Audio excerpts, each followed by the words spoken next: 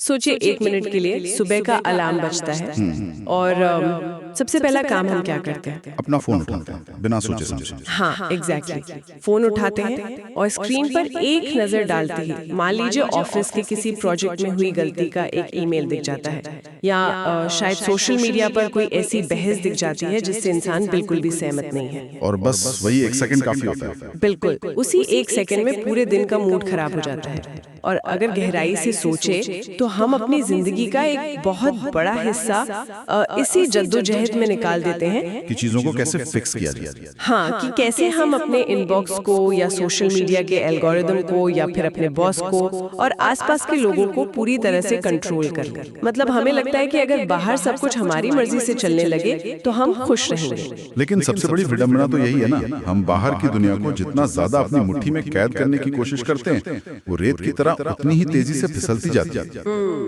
सही बात है। आधुनिक मनोविज्ञान भी यही मानता है कि नियंत्रण का ये जो भ्रम है, जिसे इल्यूजन ऑफ कंट्रोल कहा जाता है, ये हमारी आधी से ज्यादा मानसिक थकान का असली कारण है। मतलब हम उस चीज को सुधारने में अपनी सारी ऊर्जा लगा रहे हैं जो कभी हमारे हाथ में थी ही नहीं। Exactly. और बिल्कुल यही हमारी आज की इस गहन चर्चा का मुख्य केंद्र है।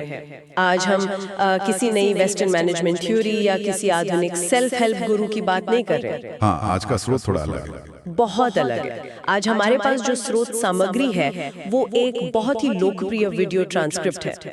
ये वीडियो न जीवन के सबसे प्राचीन मैनुअल मतलब श्रीमद् भगवत गीता के दर्शन को लेता है, लेकिन किसी धार्मिक नजरिए से नहीं, बल्कि एक बेहद सटीक मनोवैज्ञानिक फ्रेमवर्क के रूप में। बिल्कुल। तो आज की इस चर्चा का हमारा मिशन यही डिकोड करना है कि कैसे हम बाहरी दुनिया को फिक्स करने की इस अंतहीन और थकाऊ रेस से बाहर निकल सकते हैं, जो कि आज के समय की सबसे बड़ी जरूरत है ना? तो चलिए सीधे इसके सबसे पहले और सबसे तीखे विचार पर आते हैं। उस वीडियो में एक बात बहुत साफ तौर पर कही गई है कि दुनिया में बुनियादी रूप से केवल 2 तरह के लोग होते हैं। हाँ, और ये वर्गीकरण मुझे बहुत ही दिलचस्प लगा। पहली श्रेणी उन लोगों की है जो ये मानकर चलते हैं कि उनकी समस्याओं का कारण हमेशा दूसरे लोग हैं। मतलब ब्लेम गेम चलता रहता है। बिल्कुल, वो अपनी पूरी जिंदगी अपने पार्टनर को या अपनी टीम को या पूरे सिस्टम को बदलने में लगा देते हैं। और अंत में क्या होता है? केवल कड़वाहट और हताशा ही उनके हाथ लगती है। और दूसरी श्रेणी? दूसरे वो हैं जो समझ जाते हैं कि दुनिया को बदलने का ठेका उनके पास नहीं है। वे चुपचाप खुद को अपग्रेड करने में और अपनी कमियों को सुधारने में लग जाते हैं। सारा खेल फोकस शिफ्ट करने का है। एकदम सही। अगर हम इस प्राचीन ज्ञान को आज के बिहेवियरल साइंस से जोड़ें तो ये लोकस ऑफ कंट्रोल की थ्योरी है। जब आपका नियंत्रण का केंद्र आपके भीतर होता है तो बाहर का शोर आपको विचलित नहीं कर पाता। ये थ्योरी सुनने में तो बहुत तार्किक लगती है, लेकिन जब बात इसे असल जिंदगी में जीने की आती है ना, तो ये बहुत दर्दनाक हो सकता है। दर्दनाक? वो कैसे? क्योंकि खुद को बदलने का मतलब है अपनी खुद की कमियों का सामना करना। आईना देखना आसान नहीं होता। इस विचार को समझाने के लिए उस ट्रांसक्रिप्ट में लोहे को आग में तपाने का एक बहुत ही सटीक रूपक इस्तेमाल किया गया है। हाँ, वो भट्टी वाला उदाहरण। हाँ, कि जब तक लोहा भट्टी की उस भयानक आग से नहीं गुजरता, वो एक धारदार तलवार में नहीं बदल सकता। और यहाँ ध्यान देने वाली बात यह है कि आग का काम लोहे को जलाकर नष्ट करना नहीं होता, बल्कि उसके भीतर की अशुद्धियों को जलाकर उसकी जो आणविक संरचना है, मतलब जो मॉलिक्यूलर स्ट्रक्चर है, उसे मजबूत करना होता है। जीवन की कठिनाइयां भी ठीक यही काम करती हैं। जब हम किसी मुश्किल दौर से गुजरते हैं तो वो हमें गिराने के लिए नहीं आती, बल्कि परखने आती हैं। एग्जैक्टली, हमारी मानसिक अशुद्धियों को खत्म करने के लिए आती है। इसी बात को उस वीडियो में एक बूढ़े माली की कहानी के जरिए और गहराई से समझाया गया है। अरे हाँ, वो माली वाली कहानी बहुत प्यारी थी। एक ऐसा माली जो एक ऐसे पेड़ को हर दिन पानी दे रहा था जिस पर कोई फल नहीं आ रहे थे। आसपास के लोग उस पर हंसते थे कि अरे ये तो अपना समय बर्बाद कर रहा है। हाँ, और उस माली का जवाब बहुत गहरा था।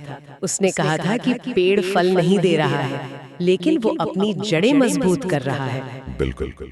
लेकिन देखिए, यहाँ पर मैं थोड़ा सवाल उठाना चाहूंगी। हाँ, बताइए। ये बात एक दार्शनिक कहानी के रूप में सुनने में बहुत अच्छी लगती है, लेकिन आज की जो दुनिया है वो हसल कल्चर और इंस्टेंट ग्रेटिफिकेशन की दुनिया है। ये तो है। हर चीज का डेटा और हर चीज के मैट्रिक्स तुरंत चाहिए होते हैं। अगर कोई एथलीट मान लीजिए सालों तक किसी खाली स्टेडियम में अंधेरे में अकेले प्रैक्टिस कर रहा है, जहाँ कोई उसे नहीं देख रहा। तो वो ये सब एक दिन ओलंपिक पोडियम पर खड़े होने के लिए ही तो कर रहा है ना। बिल्कुल, उसका एक विजन है। तो क्या बिना परिणाम या फल की चिंता किए केवल जड़ें मजबूत करते रहना आज के समय में थोड़ा अव्यावहारिक नहीं लगता?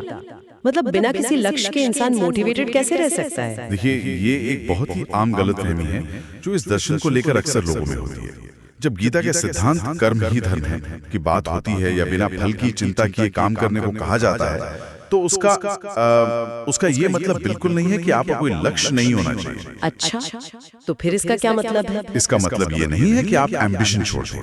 इसका असली मनोवैज्ञानिक अर्थ है प्रोसेस ओरिएंटेड होना, ना कि केवल आउटकम ओरिएंटेड। इसे थोड़ा और आसान भाषा में खोलकर समझाइए। देखिए, अगर वो एथलीट जिसका आपने जिक्र किया, अगर वो रोज सुबह 4 बजे उठकर बर्फ के पानी में नहाने और कठोर ट्रेनिंग करने की उस प्रक्रिया से प्यार नहीं करता है और केवल उस 10 सेकंड के ओलंपिक मेडल वाले पल के बारे में ही सोचता रहता है, तो वो ट्रेनिंग के तनाव से ही टूट जाएगा। पोडियम का वो जो पल है वो जीवन में बहुत छोटा होता है, लेकिन वहां तक पहुंचने की प्रक्रिया सालों लंबी होती है। ये बात तो है। अगर खुशी केवल उस अंतिम परिणाम पर टिकी है, तो पूरी यात्रा के दौरान इंसान दुखी और एंजाइटी से भरा रहेगा।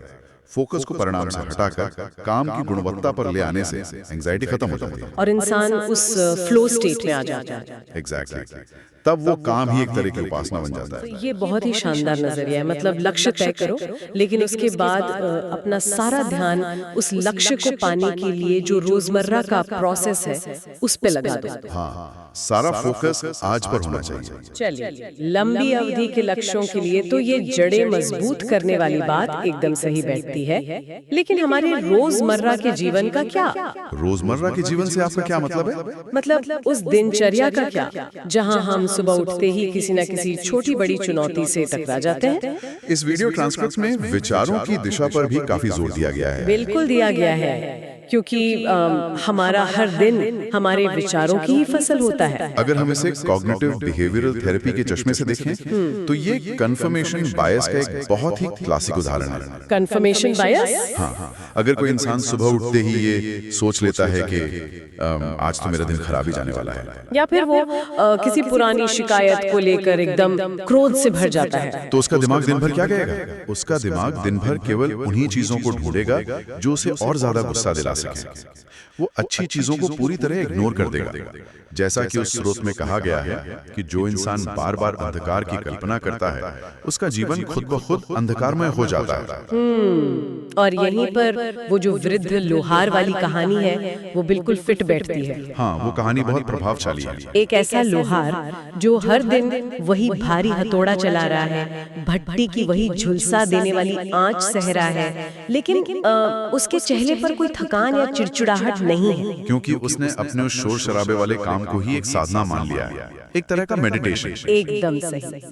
और इसके ठीक विपरीत वीडियो में उस क्रोधी पड़ोसी का उदाहरण भी दिया गया है। हाँ, वो मंदिर जाने वाला पड़ोसी। हाँ, एक ऐसा इंसान जो हर दिन घंटों मंदिर में जाकर ध्यान लगाता था, अनुष्ठान करता था, लेकिन जैसे ही वो बाहर आता था अपने पड़ोसियों से छोटी छोटी बातों पर भयंकर झगड़ा करता था। और बाद में उसे एहसास होता है कि उसकी वो सारी भारी पूजा व्यर्थ थी, क्योंकि पूजा या शांति कोई ऐसी चीज नहीं है जिसे आप किसी इमारत के अंदर बंद कर सके। जब तक आपका अपना मन स्थिर नहीं है, बाहर की कोई भी साधना काम नहीं आ सकती। बिल्कुल। इस क्रोधी पड़ोसी की कहानी सुनकर मुझे आज के समय के उन लोगों की याद आ गई जो सुबह 1 घंटे शांत कमरे में विपश्यना या योग करते हैं और फिर कैफे में जाकर बैरिस्टा पर इसलिए बुरी तरह चिल्ला पड़ते हैं क्योंकि उसने उनकी कॉफी में नॉर्मल दूध डाल दिया, ओट मिल्क नहीं। अरे हाँ, बिल्कुल सटीक उदाहरण दिया। असली परीक्षा उस शांत कमरे में नहीं होती। असली परीक्षा तो ट्रैफिक जाम में होती है या उस कैफे की लाइन में होती है। ध्यान का मतलब दुनिया से कटना नहीं है, बल्कि दुनिया की अराजकता के बीच अपनी शांति बनाए रखना है। एग्जैक्टली। लेकिन यहाँ मैं आपको थोड़ा रोकना चाहूंगी। हाँ, बताइए। जब हम कहते हैं कि हमेशा प्रकाश की कल्पना करो या हमेशा सकारात्मक सोचो, तो क्या ये एक तरह का धोखा नहीं है? मतलब जिसे आज की भाषा में हम टॉक्सिक पॉजिटिविटी कहते हैं। अच्छा सवाल है। मान लीजिए किसी की जिंदगी में सचमुच सब कुछ गलत हो रहा है, उसकी नौकरी चली गई है, ईएमआई भरने के पैसे नहीं है। ऐसे में अगर वो इंसान बैठकर ये सोचे कि सब कुछ बहुत अच्छा है, चारों तरफ प्रकाश है, तो क्या ये यथार्थ से भागना नहीं हुआ? देखिए, ये एक बहुत ही वाजिब और गहरा सवाल है, लेकिन अगर हम उस प्राचीन दर्शन को गहराई से समझे ना, तो वो समस्याओं को इग्नोर करने या खुद को झूठी तसल्ली देने की बात बिल्कुल नहीं कर रहा है। तो फिर वो क्या कह रहा है? ये पूरी तरह से फोकस को शिफ्ट करने का विज्ञान है। इसे उस ट्रांसक्रिप्ट में दिए गए किसान के उदाहरण से समझिए। अगर किसी किसान की फसल खराब हो गई है, जो कि एक बहुत ही वास्तविक समस्या है, और वो अपने खेत में बैठकर केवल रोता रहे और निराशा के बीज बोता रहे, तो क्या उसका कर्ज माफ हो जाएगा? नहीं, बिल्कुल नहीं। निराशा बोने से तो केवल कड़वाहट ही उगेगी ना। तो फिर उसे क्या करना चाहिए ऐसे हालात में? उसे अपने विचारों का निरीक्षण करना चाहिए।